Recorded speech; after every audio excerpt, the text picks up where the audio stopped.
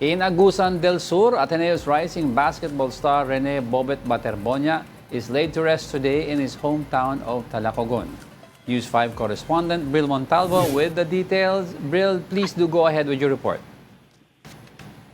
Diego, bumusma ang luha ng mga kaanak ng yumaong Ateneo student athlete na si Rene Bobet Baterbonia sa kanyang libing ngayong araw sa Talacogon Memorial Park sa Agusan del Sur.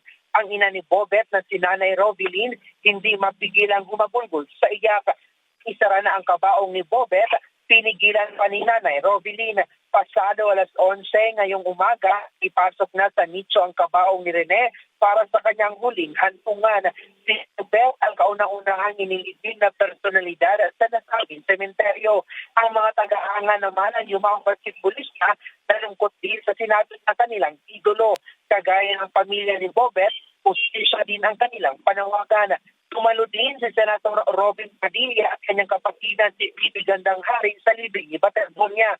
Present din sa libing ang mga teammates ni Rene sa Ateneo de Davao Senior High School. Nagpalipad naman ang mga puting lobo sa libing ng basketballista.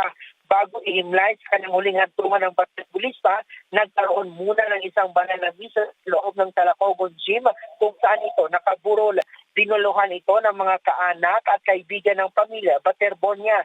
Naging pribado ang nasabing misa matapos ang huling public viewing sa mga labi ng basketballista pasado alas 12 kaninang madaling araw.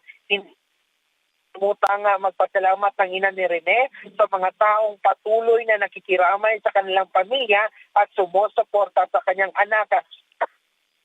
Ngayon ang pamilya Baterbonia kung ano ang kanilang susunod na hakbang para makamit ang hustisya ni Bobet ngayong nailibig na ito.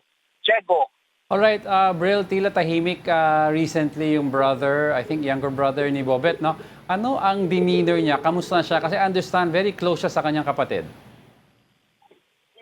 Alam mo, Diego, ilang beses na nating sinubukan no, na makapanayam o hinga ng reaksyon o komento nga itong nakatatandang kapatid nga ni Bobet Baterbonia, pero wala pa tayong pahayag galing sa kanya at tanging kanyang ina lang ang nagpapaunlak ng panayam sa atin. At sabi nga niya, ngayong nailibing na ang kanyang anak ay pag-uusapan pa ng kanilang pamilya kung ano ang kanilang susunod na legal na hakbang para makamit ang hustisya sa kamatayan ng kanyang namayapang anak. Diego. Alright, ano ang experience mo, Bril, on the way sa kanyang final resting place? No? Madami bang tao sa kalye na sumalubong? Doon sa libingan, alam ko private place ito, pero of course hindi mapipigilan ko yung mga fans na darating doon.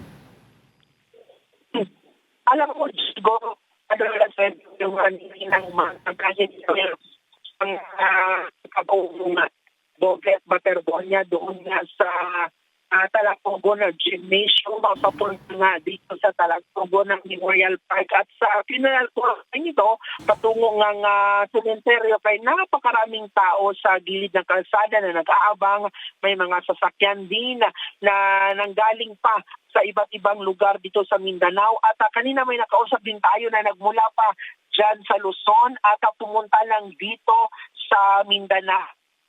Bobet para makiramay sa kanyang pamilya at may pagdating sa sementeryo kanina, Diego, ay marami ding nag-aabang doon sa sementeryo na makiramay nga, maki-attend nga sa libing ni Bobet Baterbonia. So kung natin, i-describe natin, halos hindi mahulog ang karayom nga itong area or sementeryo na punuan talaga sa mga gustong makiramay at dumalo nga sa libing nitong si Rene Bobet Baterbonia. Diego. Alright, thank you for that report. News 5's correspondent Bril Montalvo.